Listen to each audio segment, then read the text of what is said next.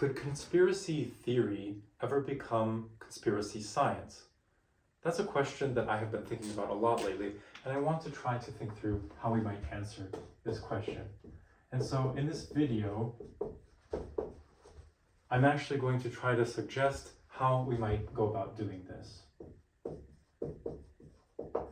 So today, a conspiracy theory is generally done by people who are regarded as maybe not very rigorous, maybe even kooky or crackpots.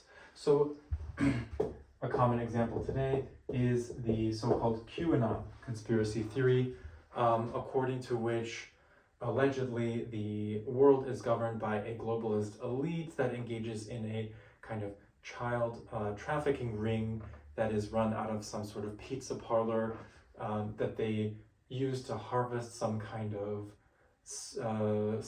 spiritual substance from children to power their own activities. It's a very bizarre theory. And so by association with definitely wrong conspiracy theories like QAnon, the idea, the activity of thinking about possible conspiracies that might be going on in our society is extremely discredited. Now, at the same time, the world today is lots of weird stuff is going on, lots of confusing stuff.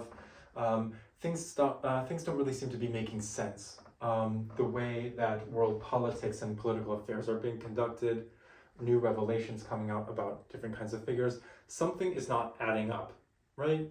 And so the question is,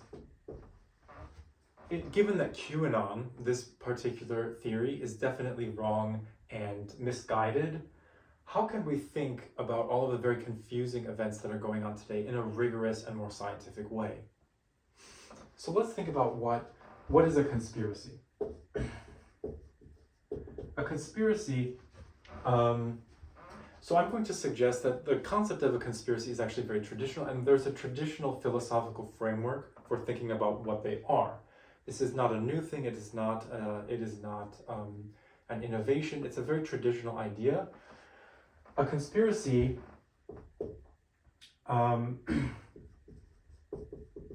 is what the political philosopher Jean-Jacques Rousseau would call a partial association. So this emerges in the theory of, basically the theory of democracy. So Jean-Jacques Rousseau,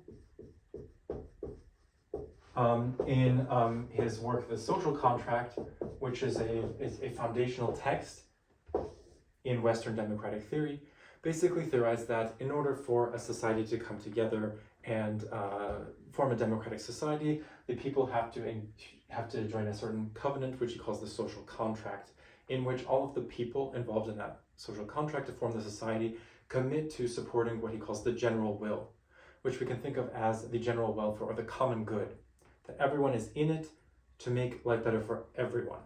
And that's really the foundation of a democratic society for Rousseau. A problem, he pointed out, however, is that there is the possibility of the formation of what he called partial associations.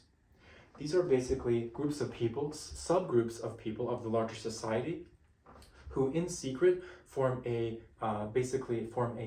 network or an organization or a society that they all agree they're going to work together and not tell everyone else that they're working together in order to advance their own interests, some kind of plot, some kind of plan, or just their own interests.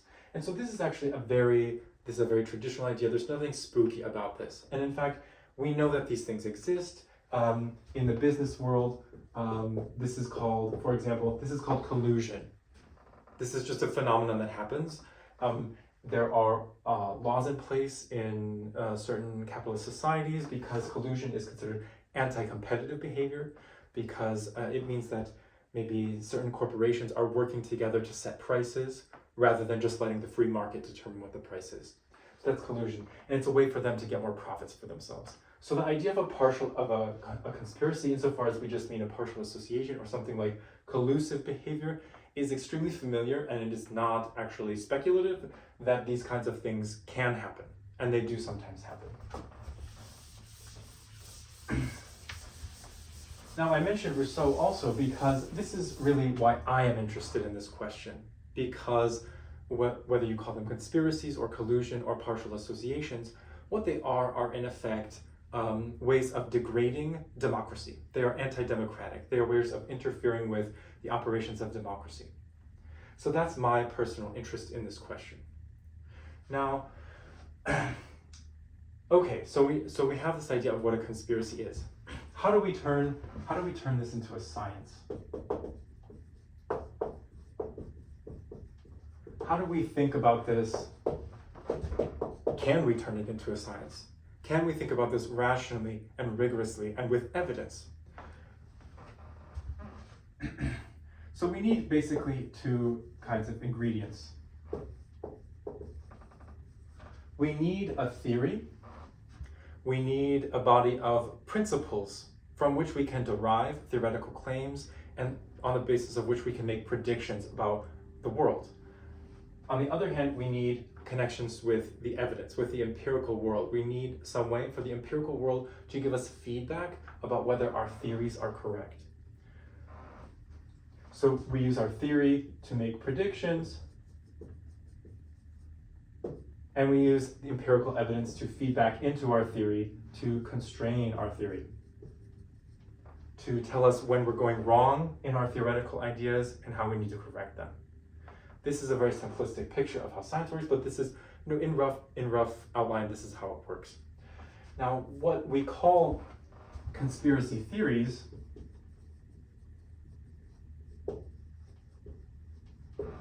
in the pejorative sense, because there is very much a pejorative sense, if you call something a conspiracy theory, this is a way of discrediting it. This is a way of discrediting the ideas to say, that's ridiculous, that's absurd, what are you talking about, you're crazy. So conspiracy theory in that sense, is in the pejorative sense, is basically means that this process, this feedback between your claims about the world and evidence is broken. That the claims you are making are not properly responsive to the evidence that you're actually taking in. And so there are various kinds of ways that people who make conspiracy theories in this sense get around it. They will make up ad hoc hypotheses, they will make claims that are not falsifiable, and so on. So we want to avoid that kind of thing. So we want to avoid, they make unfalsifiable claims. There's no way you could disprove them. Or they make ad hoc modifications to their theory. So for example, if I have a theory that the Earth was created 6,000 years ago, and then you come along and say, well, look at all of these fossils that we've dated and they're millions of years old, I will say, oh, well, that's because someone planted them there. A cabal of people cooked them up in a lab and planted them in the ground. That's an ad hoc modification to your theory. It's not responsive to the evidence. You're just making something up in order to discount some evidence that was presented to you. Okay.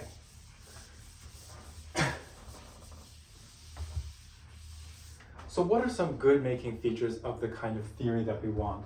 Well, we don't want to make too many assumptions about the world. We want to be as non-committal about how the world works as we can. We want to rely only on very general truths and first principles to the greatest extent we can. Because these are things that we don't need to know the secret workings of secret societies, for example, in order to know these general truths about, say, human behavior, for example. We also want to make predictions. So one thing about many conspiracy theories in the pejorative sense is that they do not really make predictions. They just sort of weave a narrative that causes you to make a lot of associations and connections, but there's no framework in which they can make predictions about what can happen. And that's important because this is how you stick your neck out. This is how you show that you are willing to stake your claims on, that you're willing to be proven wrong, basically. If you don't make predictions, you can never be proven wrong. But we want to be able to be proven wrong, so we want to be able to make predictions. And finally, we would like some way, some form of feedback from empirical evidence. We don't want to just, we want the empirical evidence to be able to teach us new things about the world. We want our theoretical framework to be rich enough so that when we get some new evidence about things that happen, that will allow us to modify our theory in such a way that it is improved for the next time. So these are things that we want our theory to do, or have.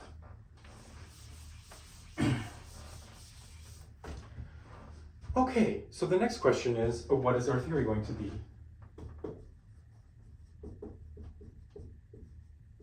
What's our theoretical approach or our framework? How are we going to think through, how would we even generate a set of theoretical claims, propositions, hypotheses about how a conspiracy, a collusion, or partial association would work? So I think the easiest way to do this is to think from the perspective of a conspirator. So let's pretend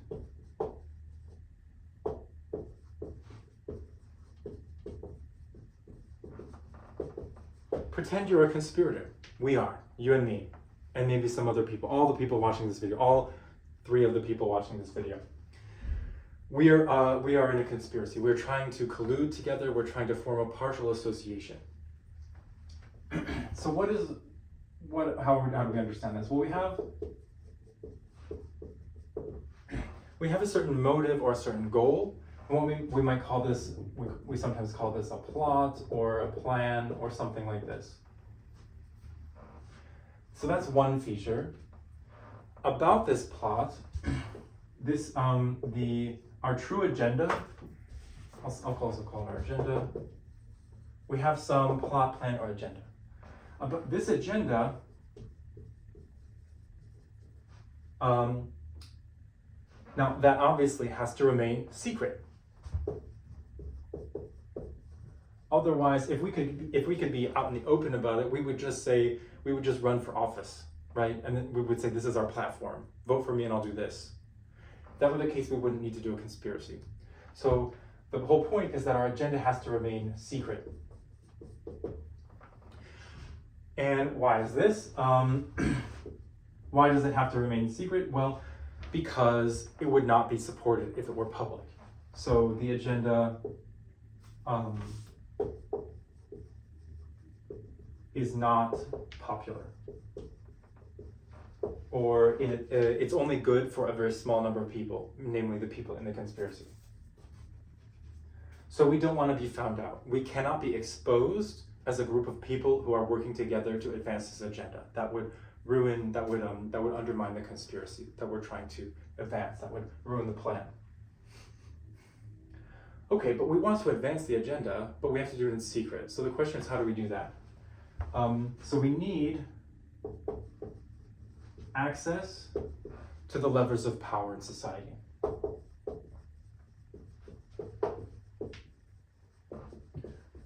What are those levers of power?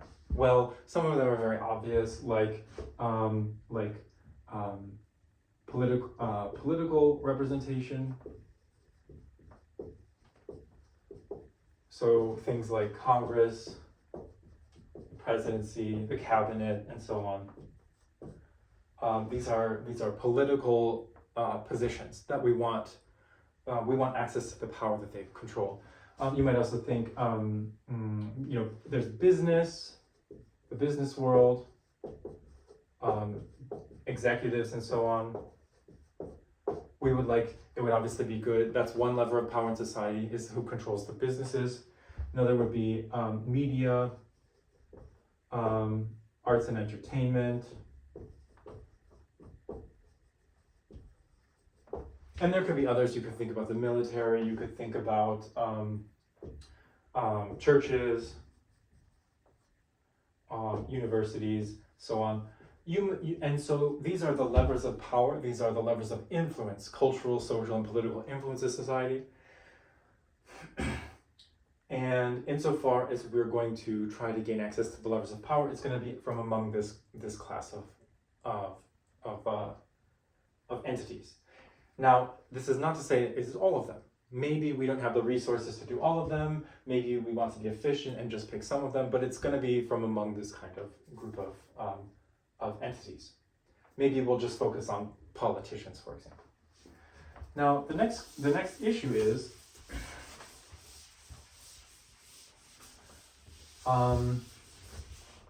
how do we get those access to those levers of power? How do we gain access to those levers of power?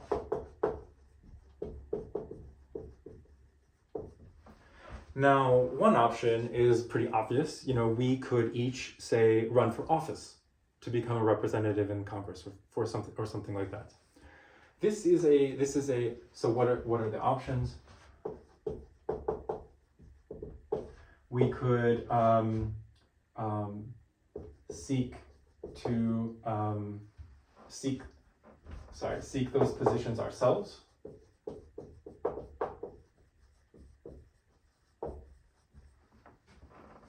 That's kind of the most straightforward way.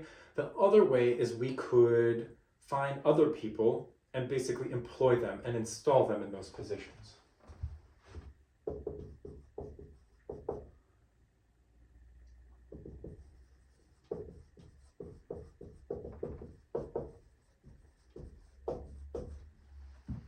That's pretty much how it would have to work. It would either have to be one or the other. We're using employee in the loose sense. And an employee in this sense would be someone in the position of influence who we control.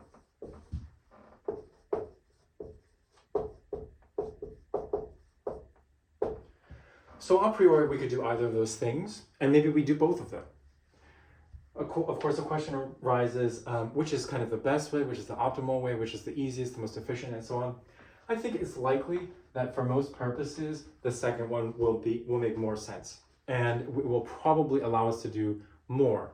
One reason is that it might be difficult for us to disguise our true intentions, maybe because of assumptions about us, because of our identity, or the like. But it might be difficult for us to keep up the act ourselves. And so it will be helpful to have kind of avatars, other people that we can put in the positions of power that we will then control. So let's assume we're going to do that.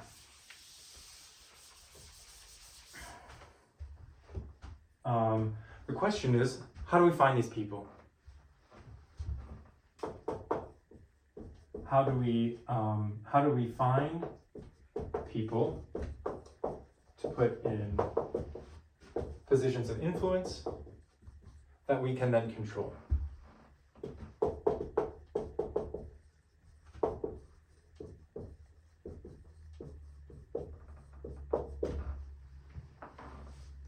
And remember, this is all hypothetical. This is all speculation. None of this, I'm not asserting any of this about the actual world. This is all a what-if scenario. So how do we find people and to put in positions of influence that we can then control? The question is, how do you control someone?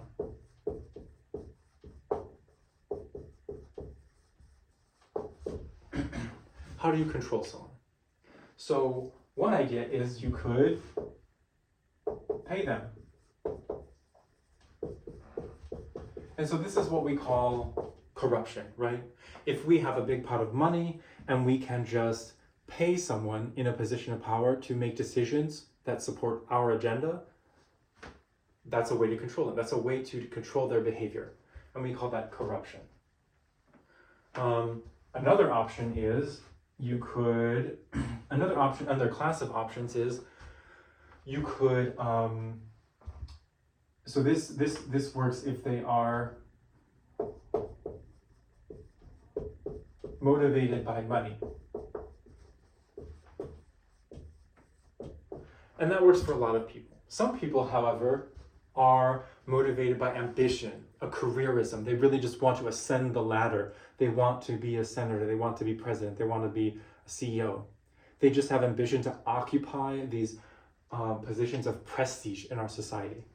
So you could also use prestige. And this will work for people who are motivated by careerism and ambition. Works if motivated by ambition and careerism. And so I think we'll probably be able to find quite a few people who satisfy these things. However, there is a problem with these kinds of mechanisms in that the degree of control they allow for us to have over someone might be limited, because once we give someone money, they might do us a favor, but if they're going to do it again, they will want more money, and so we'll have to keep paying more and more money, Similarly, if someone who is motivated by careerism and ambition, we help them get to the highest levels of society, well, they're already there now. And so there's nothing more we can do for them. And so they might not be motivated to follow our instructions anymore. We really want someone who, when we say jump, they say how high. We want someone that obedient. What's the best way to procure that level of obedience? I think the obvious answer is going to be blackmail. If you have some dirt on someone that's really good, such that if it came out that if there was a revelation about something that they had done in their past that was very unsavory, and it was so bad that it would ruin their lives, it would end their career, it would make them shunned from society and so on, that's going to be a very powerful motivator for pretty much anyone. This works for anyone with skeletons in their closet, basically.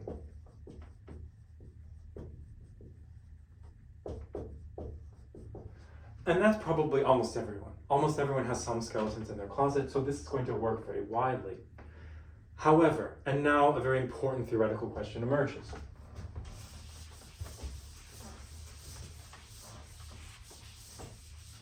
Again, we're all working from very minimal assumptions, very basic principles about how humans work and how human motivation works. So this is what we're trying to do. We're trying to not make too many assumptions that go beyond just like what everyone knows about humans, how humans work.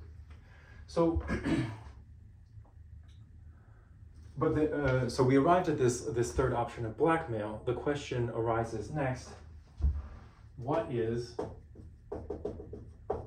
the most powerful? What are the most powerful forms?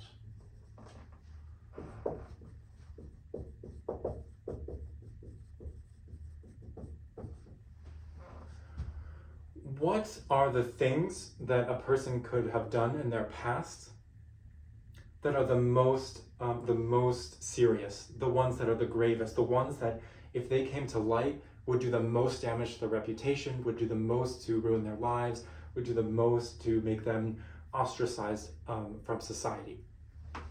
So what are the most serious or embarrassing actions? Or maybe I'll put it this way: what are the most serious or embarrassing? We'll leave it that way. What are the most serious or embarrassing actions or facts about a person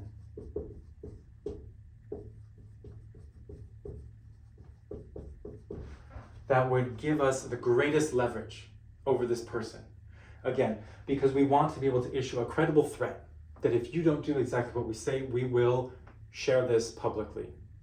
And we want that threat to be so powerful that they say, okay, yes, I'll do it, reliably. We say jump, they say how high. We want to own this person, basically. And I think it doesn't take much reflection to think of what the answer is. What is the most serious thing? To use the acronym or the shorthand, the euphemism that has become current lately, it's this here. And more generally, we might say this here. I would say this is the most serious. And then if we move away from the case of specifically children to more general, this thing, still pretty powerful. And then I think what's another one that is very, let me put it this way.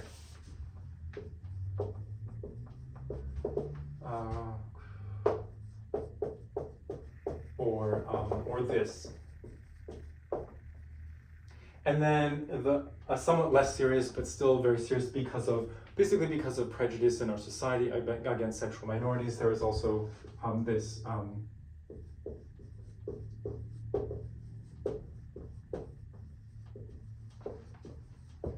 here. So again, most serious, still serious, but a little bit less serious, perhaps, and then less serious, but still very embarrassing and shameful for many people, and also a very strong motivator. So basically this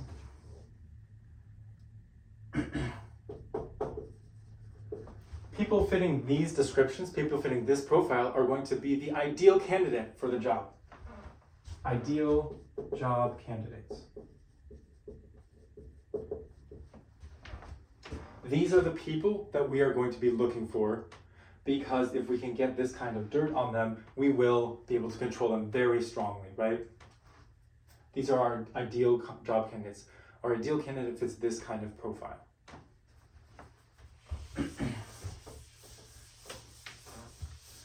Now, remember that this whole time we have just been speculating. This has all just been a hypothesis. I have not said that any of these organizations exist. I don't know how many there are. I'm not asserting anything about that. What I'm saying is that if you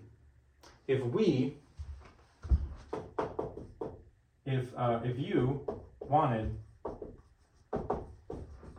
to do a conspiracy,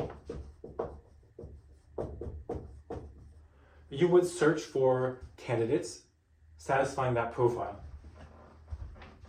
You would search for people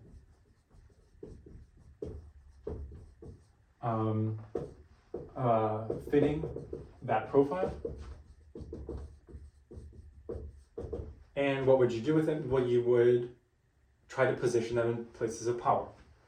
And you would work to install them in positions of power.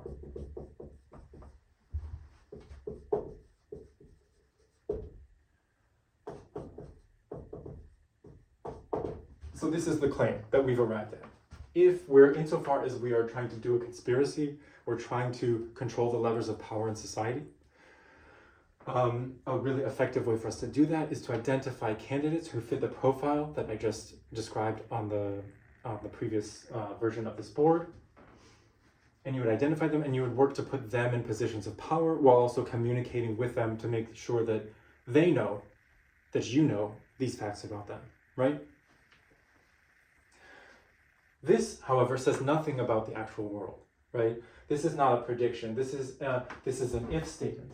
If, suppose, for the sake of argument, that you were going to embark on a conspiracy of some sort. This is a pretty obvious way to do it, right? What predictions can we make, though? Like I said, these are all hypotheticals.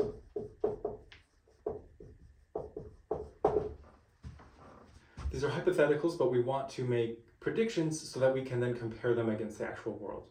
So what would you predict on this basis? How can you generate a prediction on this basis? Well, this is some philosophy of science for you. This is the theoretical claim. By itself, it doesn't really generate any predictions whatsoever, because we don't know how many people are out there who want to conspire. We just don't know that. We have that's part of the problem, that it's hidden. And so we don't know. And so what we need is some auxiliary assumptions. To generate a prediction, we need some further assumptions, need auxiliary assumptions. This is a common idea in science and in the philosophy of science, that sometimes you have a theoretical claim. By itself, it does not allow you to make predictions about the actual world. You need some further assumptions about what's going on. So I think one way to start thinking about this, and again, this is just one way forward, we're just getting started on this idea of a science or a theory of conspiracies. One auxiliary assumption you might make is, well, suppose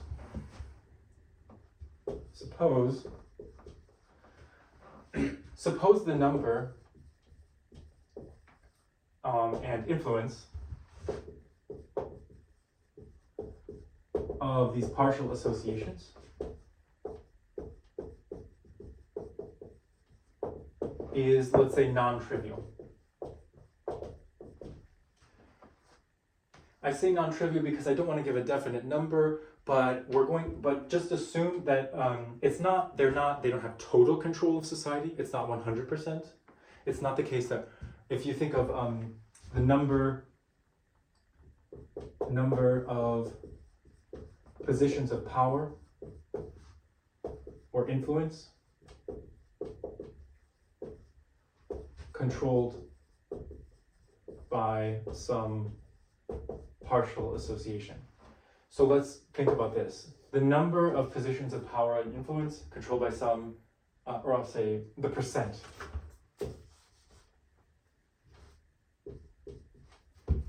The percentage of positions of power or influence in society controlled by some partial association. Suppose that it's significantly different from zero. It's going to be less than 100%. It's definitely going to be less than 100%. But suppose that it is at least significantly different from zero. It's significantly more than zero. Once we have this assumption in place, now we can start generating predictions.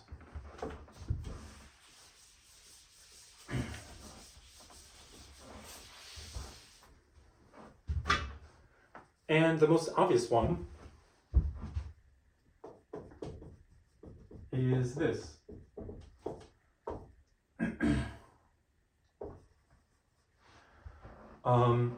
Just that there will be, among all of the positions of power, it will be disproportionately populated by people fitting the profile we just said.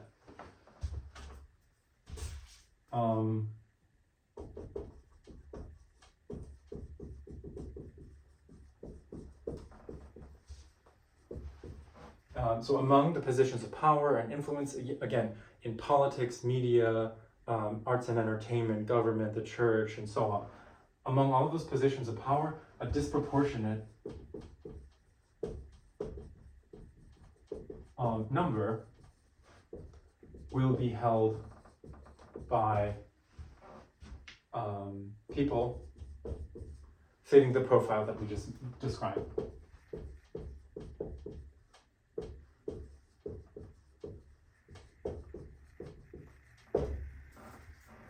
And why is that? Well, because why?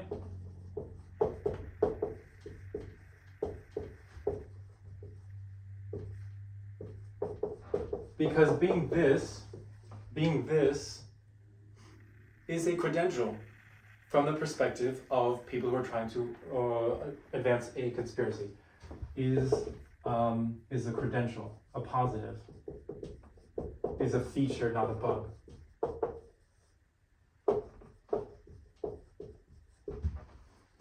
Same with people who fit the other profile. So disproportionate number of individuals who are closeted. Again, we often think of these things as very surprising in our society. Actually, I'll hold off on that now. A third thing is, if you think about people who fit this profile, their gender, who are they almost entirely? They're almost entirely men. The population of individuals who fit this description are almost entirely men. So what you would expect is also disproportionate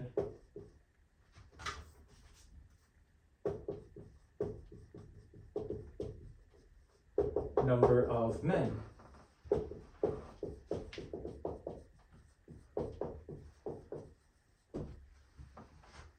And it would be for this reason, because if you're looking for candidates who fit this profile, most of them are going to be men. So most of your candidates, if you're looking as a conspirator to hire someone to install in power, it will probably be a man, right? So all of these, if we think about it now, these are just some beginning predictions. This is a very initial fragment of a theory. It's a prototype. It's really I just kind of made this up today. But already these initial predictions, we can compare them against the empirical world, against the present day world, and they seem to do pretty well, right? So, for example, disproportionate number of men in positions of power. Obviously, we lived in a historically patriarchal society in which women have not had the opportunity to enter roles of great influence. However, for many years now, there has been a push towards gender parity in many areas. And so, for example, the number of female doctors, for example,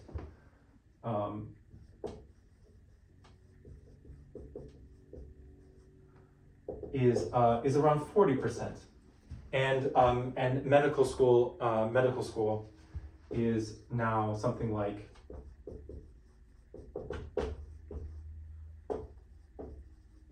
55%. So that's very close to parity now today.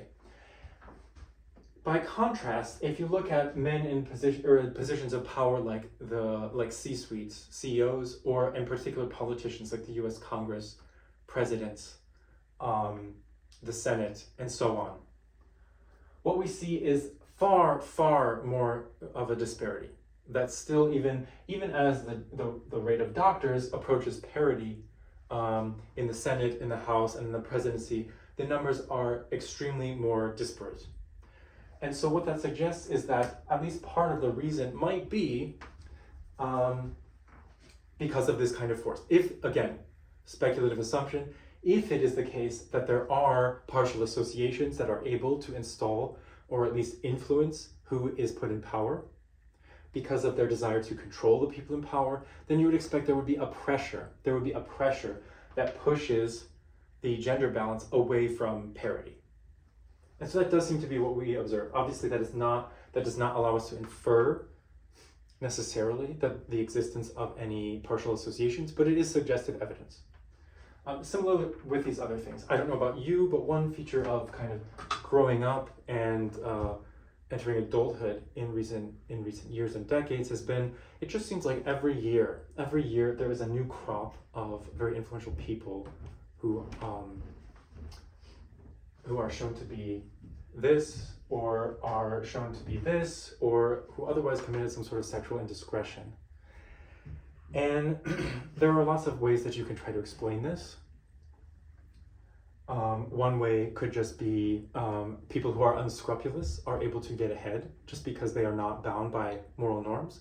That's one reason. I have my doubts as to whether that is really the full explanation, specifically because a lot of these people are actually not that talented. They're actually not that smart. And so you would think that lacking scruples will get you a little bit ahead, but it seems like there are way too many of these kinds of people for it to just be a matter of lack of scruples. And so it does seem to suggest to me, again, just suggested evidence, this is all kind of speculation still, that at least part of the reason is because if you fit this kind of profile, there are going to be people out there who are very eager to hire you, as it were, and then support your candidacy and support your climb the corporate ladder and so on until you get into one of these positions of power, because then they know that they can use you. So that was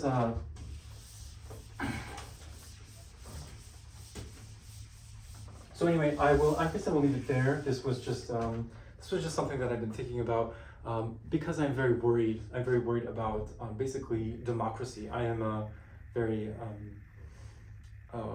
I think that we need to theorize about these things as democratic citizens in order to kind of detect the presence of and root out and make the influence of these kind of partial associations, because at the end of the day, they are obstacles to democracy. So thank you for listening. I'm quite sure that no one made it to this point, but I don't know, it was fun anyway. So thanks.